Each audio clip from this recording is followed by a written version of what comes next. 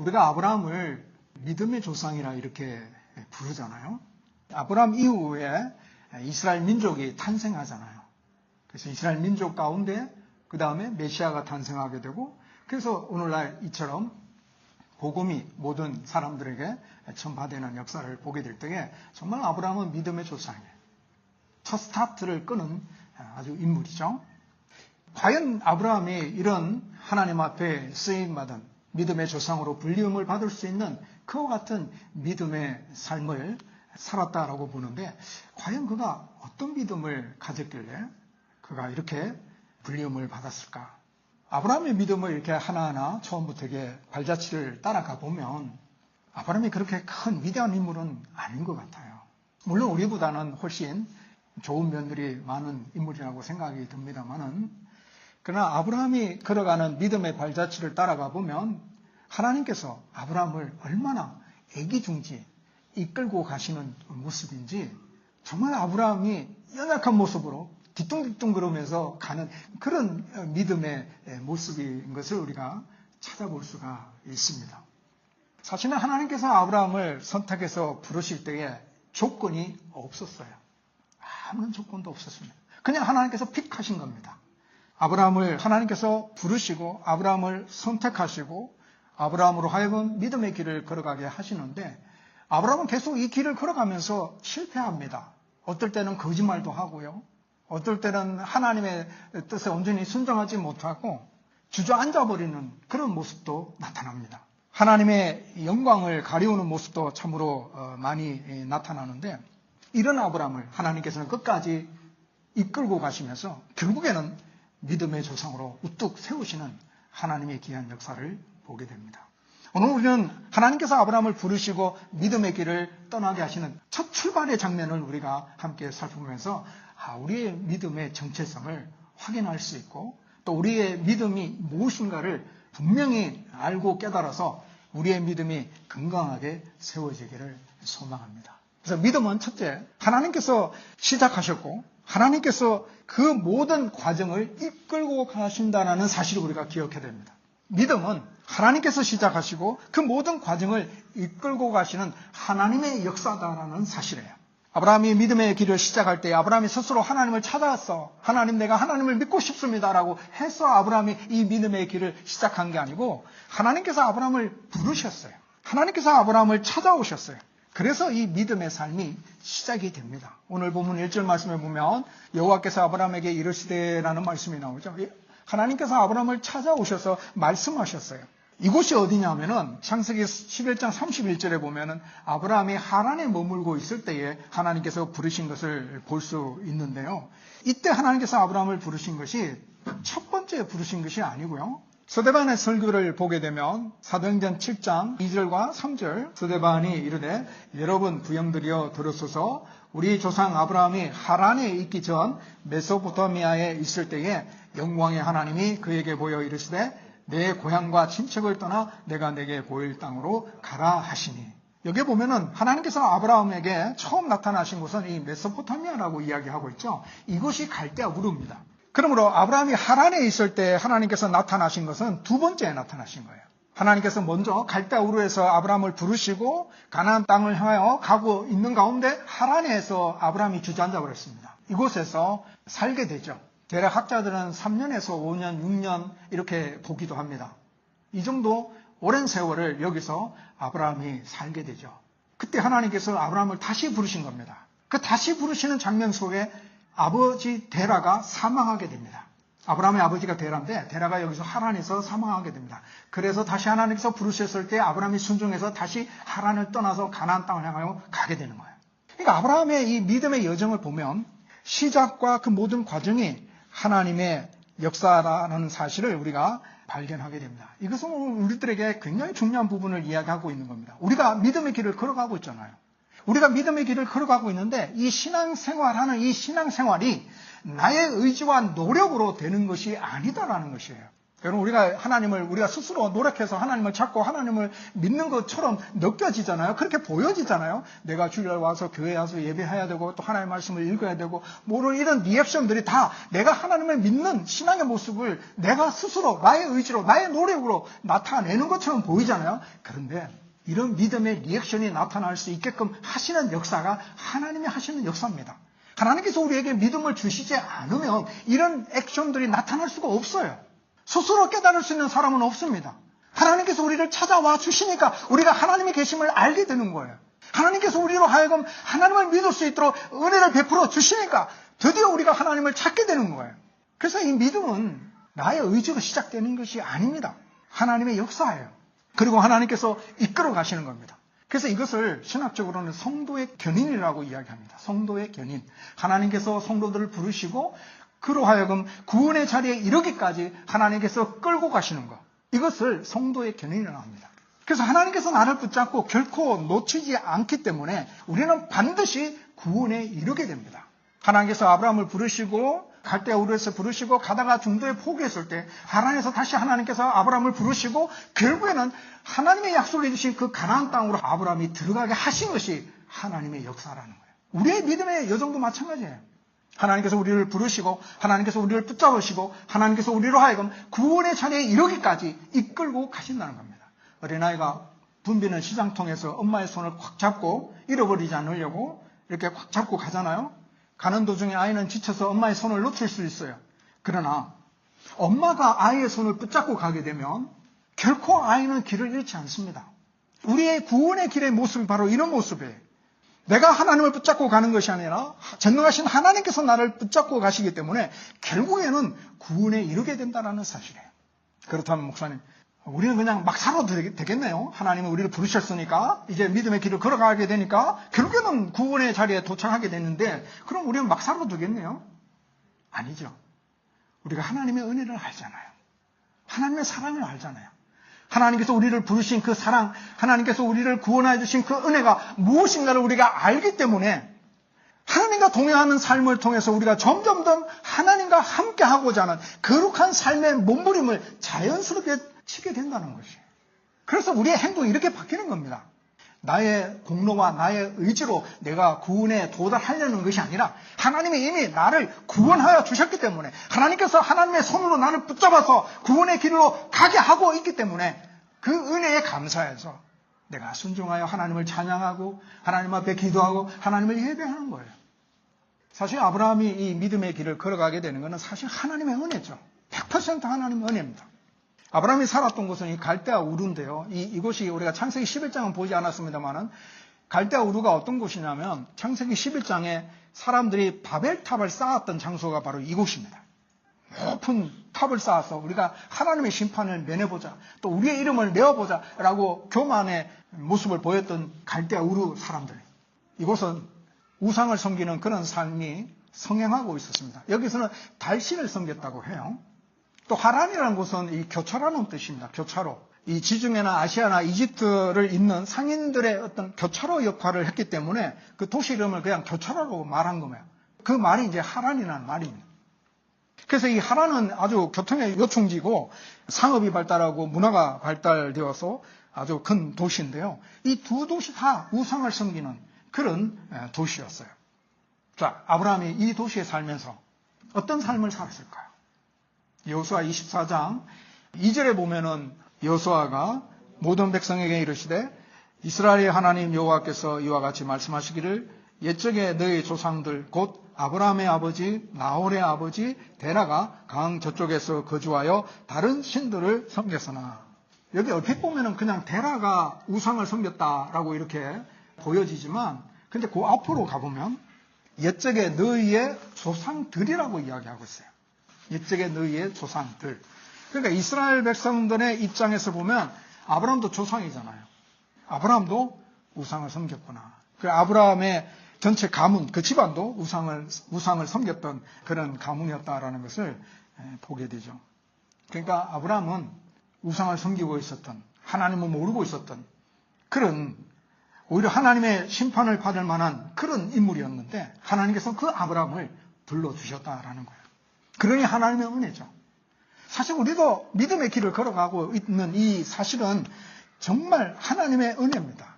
하나님께서 아브라함을 선택하신 것처럼 오늘 우리도 하나님께서 우리를 선택하셔서 불러주신 거예요.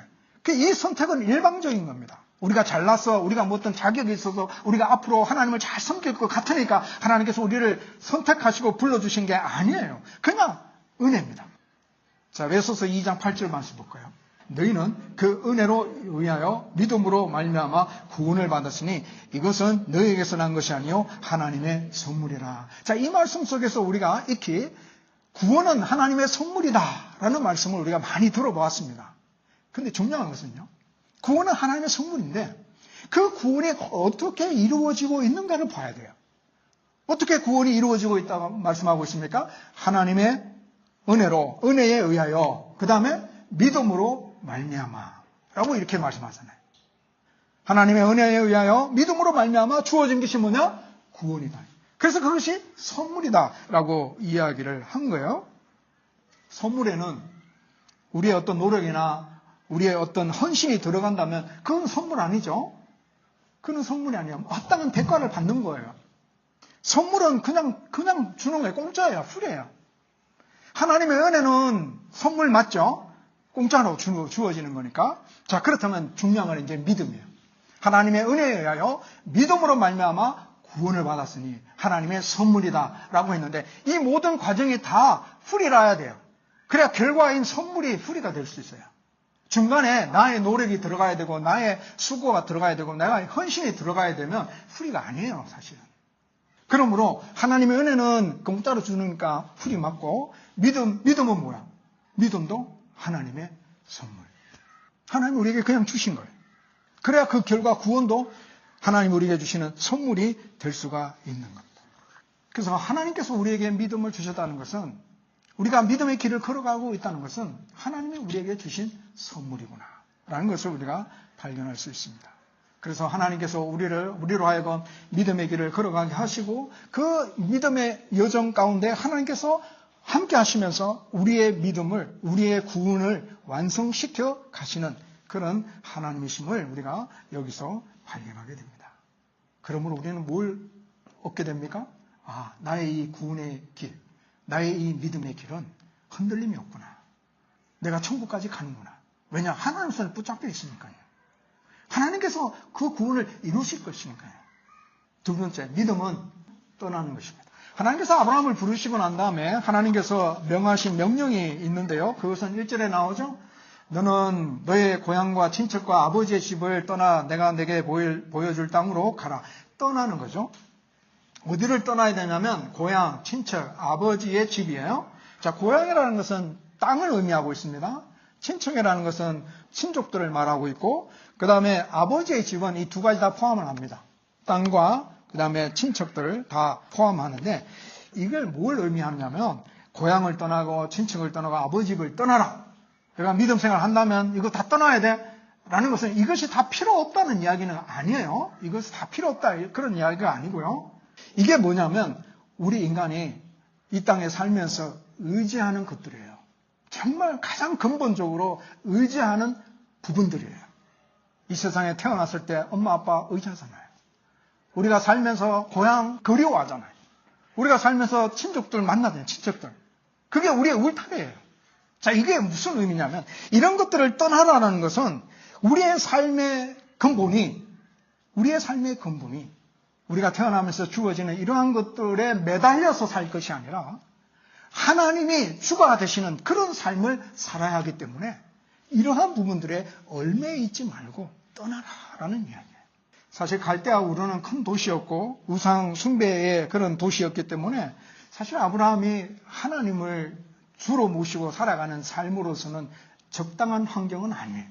그래서 하나님께서 떠나라 하신 그런 명령이 주어진 것을 보게 되고 또 하나는 그 안에 백그라운드가 있죠. 하나님께서 새로운 땅을 주시고자 하시는 그 아브라함을 통하여 큰 민족을 이루시고 새로운 땅을 주시고자 하시는 그 목적이 있었기 때문에 이 지역을 떠나서 하나님이 주실 땅으로 가라 하는 그 명령이 또 뒷받침되는 이유가 있을 수가 있는 거죠. 자, 그래서 믿음은 이처럼 떠나는 것인데 우리는 떠나야 할 곳이 뭔가? 에베소서 4장 22절 말씀 너희는 유혹의 욕심을 따라 썩어져가는 구습을 따르는 옛사람을 벗어버리고. 믿음의 길을 걸어가는 자들은 떠나야 할 자리가 있는데, 이것이 뭐냐? 욕심과 구습을 행하는 자리에서 떠나고 옛사람의 행위에서 떠나는 거예요. 이것은 쉽게 말하면 그냥 예수 믿기 전에 가졌던 여러 가지 가치관들이에요. 예수 믿기 전에 가졌던 악한 습관들이에요. 예수 믿기 전에 가졌던 악한 생각들이에요. 이런 것들을 떠나지 않으고서는 우리가 믿음의 삶을 살아가기가 어렵다는 거예요. 이런 것들이 자꾸 우리에게 부딪히잖아요, 사실은. 세상의 가치관과 성경의 가치관이 다르기 때문에 부딪히는 부분이 있어요. 세상의 생각과 하나님의 생각이 다르기 때문에 부딪히는 이런 모습들이 있어요. 그런데 우리가 아무리 비싼 옷을 사고 아무리 좋은 옷을 사서 입으려고 해도 내가 지금 입고 있는 이 더럽고 추악한 이 옷을 벗지 않고서는 좋은 옷을 입으면 행복하겠습니까? 불편하지 않겠어요? 그러나 이 믿음의 길이라는 것은 이 떠나는 부분이 있어야 돼요. 예수 믿기 전에 생각했던 가치관이나 또 세상의 흐름이나 또 욕심이나 성경에 맞지 않는 이러한 부분들을 떠나야만이 거기에서 믿음의 삶 속에 하나님이 주시는 자유로움과 행복이 주어지게 되는 거예요. 세 번째, 믿음은 순종하는 것입니다. 하나님께서 내가 보여줄 땅으로 가라 말씀하시면서 아브라함에게 순종을 요구하시는 모습을 보게 되죠. 믿음은 하나님이 말씀하신 그 말씀을 듣고 제약의 자리에서 떠나는 것으로 끝나는 것이 아니라 믿음은 순종함으로 완성이 됩니다. 그래서 아브라함은 순종하는데요. 히브리서 11장 한번 봅시다. 히브리서 11장 8절에 믿음으로 아브라함은 부르심을 받았을 때에 순종하여 장래의 유업으로 받을 땅에 나아갈새 갈 바를 알지 못하고 나갔으며. 믿음과 순종이 여기 보면 한꺼번에 나타나는 것을 볼 수 있죠. 그래서 아브라함은 믿음으로 순종해 갑니다. 근데 4절에 보면 아브라함이 여호와의 말씀을 따라갔고라는 말씀이 있는 것처럼 이 순종은 하나님의 말씀을 따라가야 되는 거예요. 엉뚱한 곳으로 따라가면 안 됩니다. 순종한다고 하면서 다른 생각을 따라서 순종하면 틀린 거예요. 4절 말씀에 다시 한번 보면 아브라함은 순종했습니까? 또 롯은 순종했습니까? 어떤 차이점을 발견할 수 있나요? 아브라함이 순종한 것과 롯이 순종하는 모습에 차이점을 발견할 수 있습니까? 여기 보면 아브라함은 여호와의 말씀을 쫓아갔고 롯은 어떻게 갔어요? 롯은 누구와 함께 갔습니까? 네, 아브라함과 함께 갔어요. 자, 여기서 믿음에 조금 디테일한 차이가 나타납니다. 바른 믿음은 하나님 말씀을 따라가는 거예요. 바른 믿음은 하나님 말씀을 쫓아가는 거예요. 그런데 잘못된 믿음은 사람을 쫓아가는 현상이 나타나게 됩니다. 이게 잘못된 현상이에요. 왜 우리가 사람을 쫓아가면 안 되느냐면 사람은 변하잖아요. 아무리 그 사람이 훌륭하고 그 사람이 목사고 얼마나 학자고 아무리 대단한 사람이라 할지라도 사람은 여전히 죄로 말미암아 타락한 존재입니다. 아무리 성자라 할지라도 그 안에 죄의 모습이 있습니다.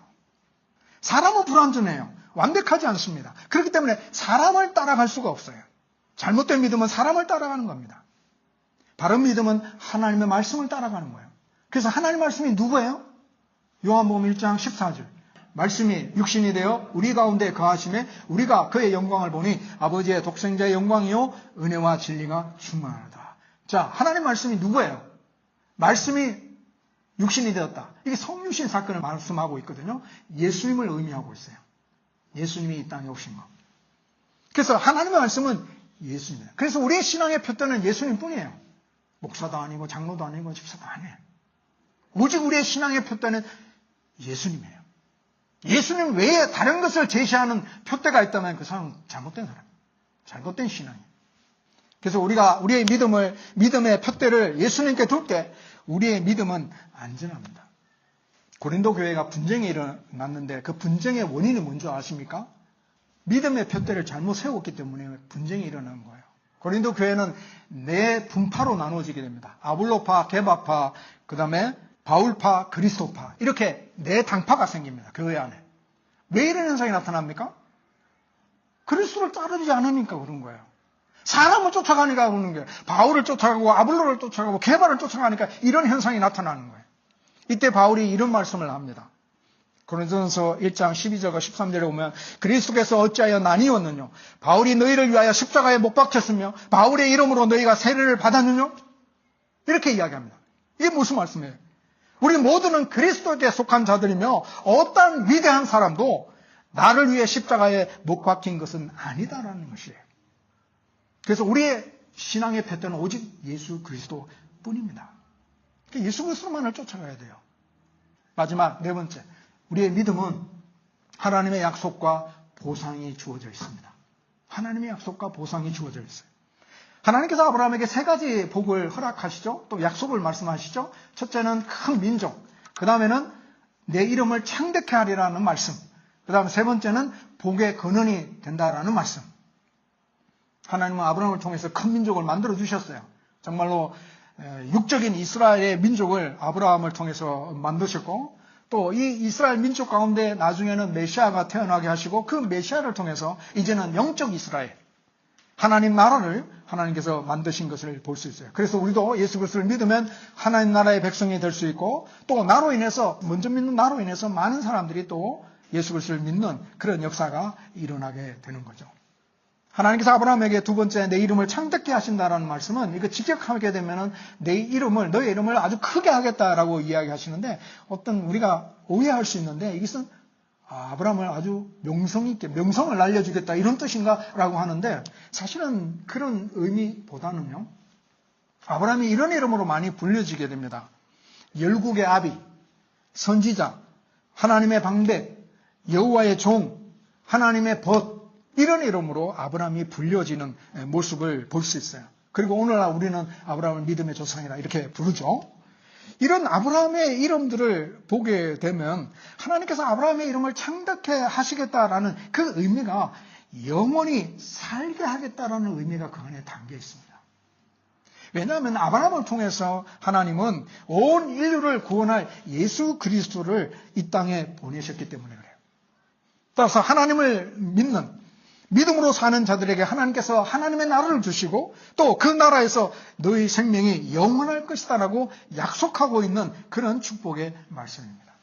세 번째, 너는 복의 근원이 된다, 복이 된다라는 이야기인데, 믿음의 사람은 곧 복의 사람인데, 이 복이 얼마나 놀라운지 3절에 보면 너를 축복하는 자에게 내가 복을 내리고 너를 저주하는 자에게는 내가 저주하라니 땅의 모든 족속이 너로 말미암아 복을 얻을 것이니라 하신지라.